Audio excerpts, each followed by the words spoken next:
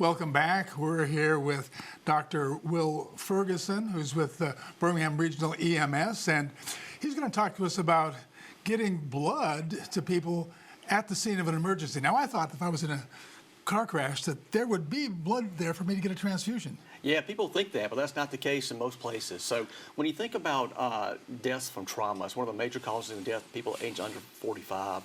And the most preventable cause of death in that age group is hemorrhage, right? So, you know, in the hospital, when someone shows up and they're having blood loss, we give them blood immediately. That's just not been routinely available in the pre-hospital world. When you say pre-hospital, you mean that on the scene of an accident? On the scene of an accident, yes, sir. So why not? Why can't it be there? Yeah, it's just been a tradition. We have not done that, so it doesn't make any sense to me either. I think one of the problems was the lack of integration between EMS and mainstream healthcare, right? People think that the cost is too expensive to do this, and there's a risk involved in that, and there's really not. When people are dying of hemorrhagic shock, blood loss, acute blood loss, they need blood, so we got to have that available for them. So oftentimes, if you are in an accident, you would be losing blood. Right. Does it matter, you know, where the blood comes from, or does it have to be? Is there any criteria for making sure I get the right blood?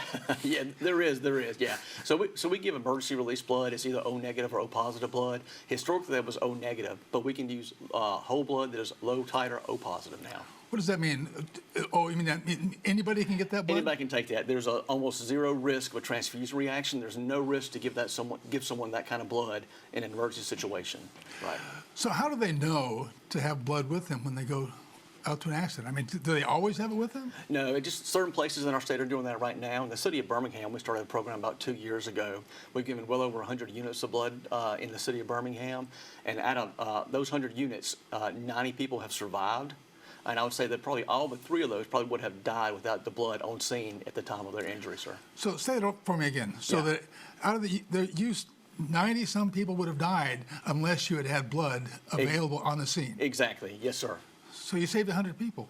Why Yes. isn't everybody doing this? Yeah, exactly. That's my question as well, right? There's a cost to this, right? So there's a cost of the uptake and get things started. There's also red tape because the only 2 places to get blood in the area is the American Red Cross and Life South. You know, currently right now we cannot exchange blood with hospitals who already carry blood. So there's a lot of red tape involved, and it takes, you know, true leadership in an institution to get that moving forward, to cut through the red tape, put the money down, to actually save lives.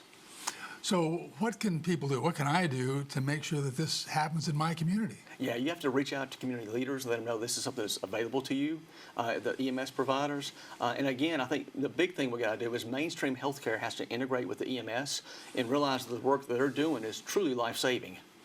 So say that again for me. Sorry. They can save... Too much Mountain Dew. Well, yeah. They can save lives on a Right. local level, a lot of lives, Right. if they simply carry blood with ambulances. Yes, exactly. Right. And all this needs to do is to put some procedural things in place and Right. some new regulations or laws so this can happen? Yeah, a little bit of financial support goes a long way. So for the cost of a life pack, the monitor that we use to run cardiac arrest and defibrillate somebody, for the cost of that, you could run a blood program for about a year in a small-sized community. So the financial cost is really low, but the benefit for the community is huge, astronomical. Thank you. This sounds like a great idea. I appreciate you talking with us. We've been talking with Dr. Will Ferguson, and we'll be right back.